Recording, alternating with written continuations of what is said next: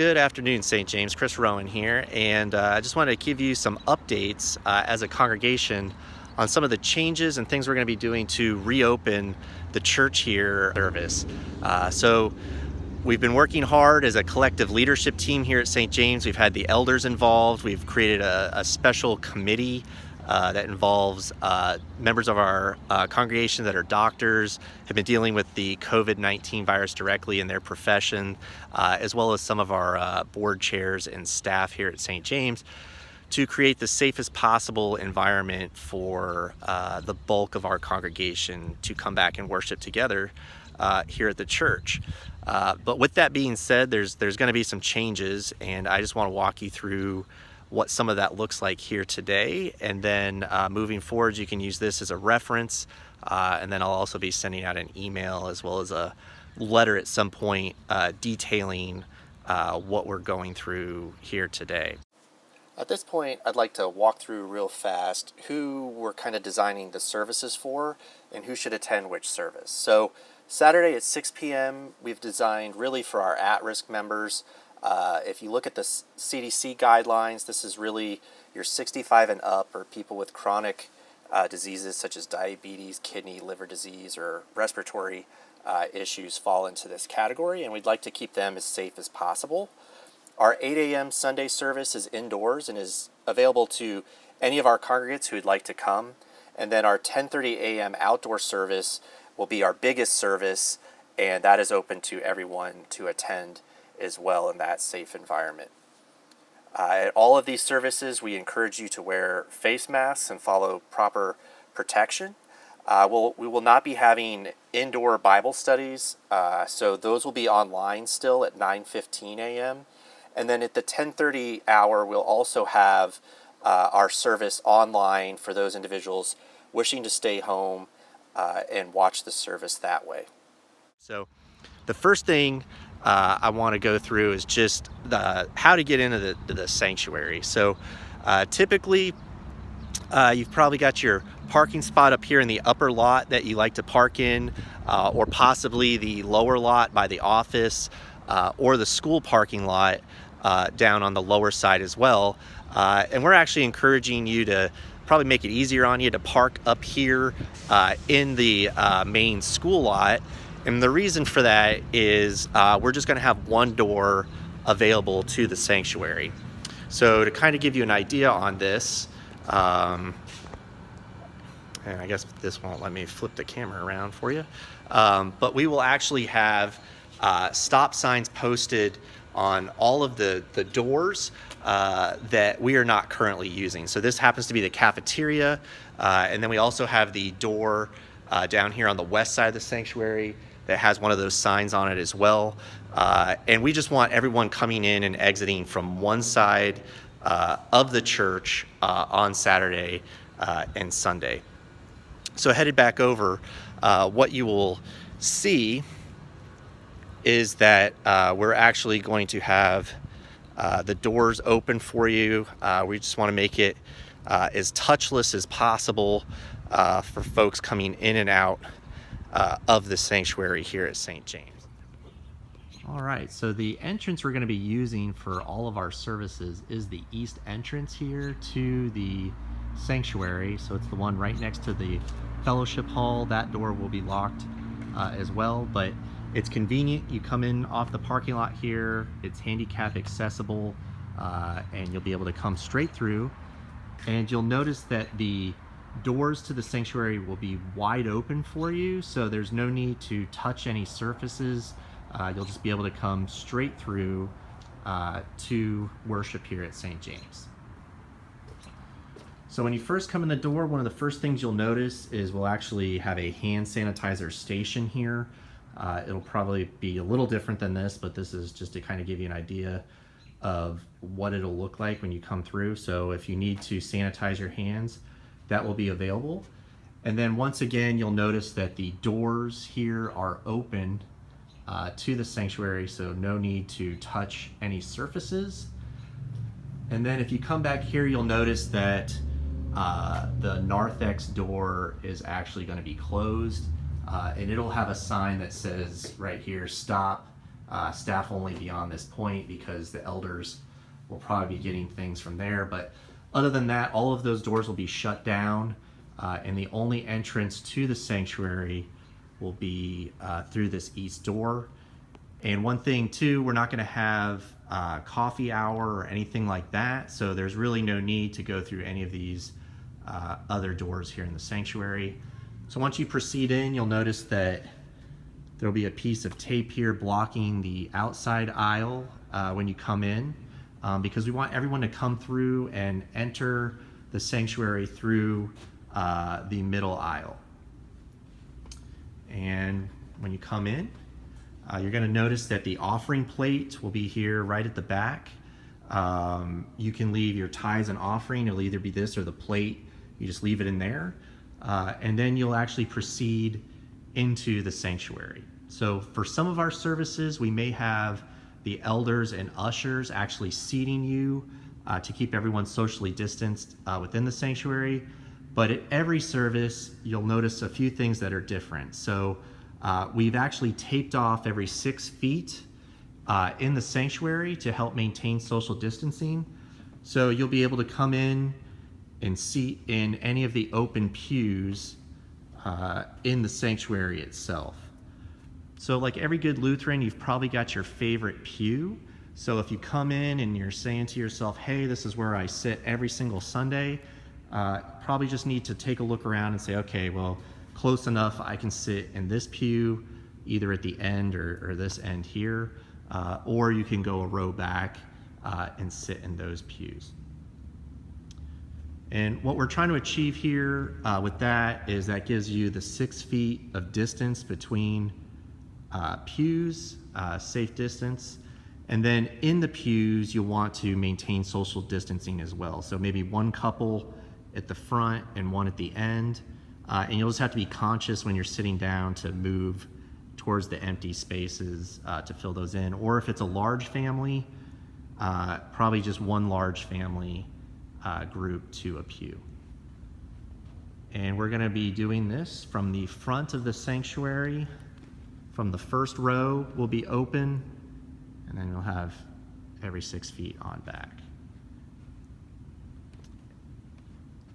All right, then during the service, we'll probably remove the tape on the outside, just if kids or if you're sitting on the outside and you need to go to the bathroom, you'll be able to exit around the back and out to the east doors. And I'll show you what that looks like here next. So following the 6 o'clock service on Saturday, what will then happen to ensure the safety of everyone in the next service is this tape here will actually move back. So now this pew will be blocked, this will be blocked, and then that 6 foot, this will be open, and then this will be blocked. So what's happening is there'll be at least a week in between when anyone sat in the pews here, giving enough time for nature to run its course with the COVID-19 virus here in our sanctuary. And it also allows us to use less harsh chemicals in cleaning with our brand new pews here as well. All right, so when we're exiting the church at the end of the service, one thing that will be really different from what we've done in the past is pastor, he's going to actually exit out the side of the sanctuary at the front. And then the elders or the ushers are going to actually exit the congregation from the rear to the front. So this prevents any kind of clustering or bunching up here at the back of the sanctuary. And once again, all of these doors are going to be closed. So what will happen is an usher will come, or the elder, and they'll dismiss this pew and they'll exit the door, and then he's going to turn to this pew and have it exit. And we're asking you to keep your bulletins with you. We don't want those back at this point. And it's a good way to take home, notes, know what's going on with the church, or you can throw those out in a trash can that will be provided out here. But once again, it'll be exiting down the center aisle, and then same thing over here. We're going to exit once that row's gone out the center aisle, out the door. So we really want all the fellowship, things like that, to be occurring outside where it's safe. And then when you leave the church, you'll just exit straight on out like you came in, no touching the doors, it's already open for you. And pastor will be out here somewhere in the grass, or if you'd like to talk and catch up, out in the parking lot, just observing those social distancing guidelines is preferable. And then over here, we won't have any seating in the choir loft. Only the organist and the people doing the web streaming will be up there, so that area will be closed. And then the bathroom doors are going to be left open here, and we have the privacy walls in there already, so you won't have to touch the doors going in. And then soap, paper towels, all that stuff's available in there for you as usual. And then if we do have an overflow situation, we're going to use the fellowship hall. These doors would be open, and then the ushers and elders will have the seating acceptably set out at, the 6 foot rule for family groups in there, and then there'll be a projector screen for you to watch the service. All right, so that wraps up what the 6 o'clock and 8 o'clock service will look like here at St. James. And we are encouraging everyone to wear face masks. It's actually preferred that you do have a face mask on when you come in. We've kind of run through all the scenarios as a collective group. It doesn't really affect singing or anything like that. And since we're not serving the Lord's Supper, you'll be wearing a face mask the entire service, and then pastor would be the only one without a mask at the front. And that's also for, not just your protection, but your neighbor's protection, pastor's protection, and it also helps the cleaning staff as well when they're going through here as well. So the last thing I'll go through with you is our 10:30 service, and this will be dramatically different than what we've done in the past. And just to give you options, we're doing an outdoor service for the 10:30 service. All right, so for the 10:30 service, we're going to be utilizing the parking lot out here. And just to kind of walk you through, so this space here right behind the sanctuary, this is where the altar will be set up, and pastor will be, this is kind of his view of the congregation, and he'll have his speakers set up. There'll be a lectern up here, and then what we're asking our 10:30 service members to do is you can bring your own lawn chairs and set up out here in the parking lot, socially distanced.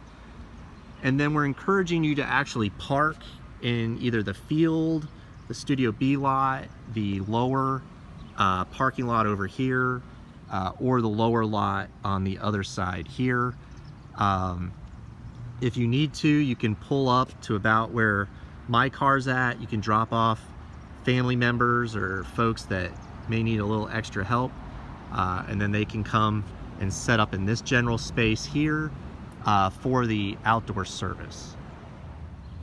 So this would basically be your view if you were sitting back, just past the old smokestack here. So the altar would be set up here, and there'd be speakers on other side of pastor, and then we'd have the electric piano set up somewhere up here for the music for the service. And then just like with the inside service, over here against this wall, I don't have it set up right now, but there would be a stand with the offering plate on that. So as you come in or leave, you could leave your offering here, and you'd be all set on that front. We're looking at either doing a box or something like that, just in case there's wind, and then that way that'd be okay. And then once the service is done, this gives you opportunity for fellowship outside, once again maintaining social distancing, and then you'd be free to leave for the day. So one of the questions we had when we were planning this out is, at least for the outside service, what if it rains or if it's really, really hot, right? So it's Indiana, we could even get snow. So what we're looking at doing is you would then have the service in the gym. So we'd be pulling out the floor mats in there. The equipment's already pretty much set up from that space. So the altar would then be over by where the scoreboard's at, and then pastor would just preach in that direction. You would still need to bring your lawn chairs to that service. If you don't have a lawn chair, we have a few folding chairs available, but they're not that comfortable. So if you've got those nice little cloth cushy chairs, it's probably the best way to go for that indoor gym if it's raining, or the outdoor service.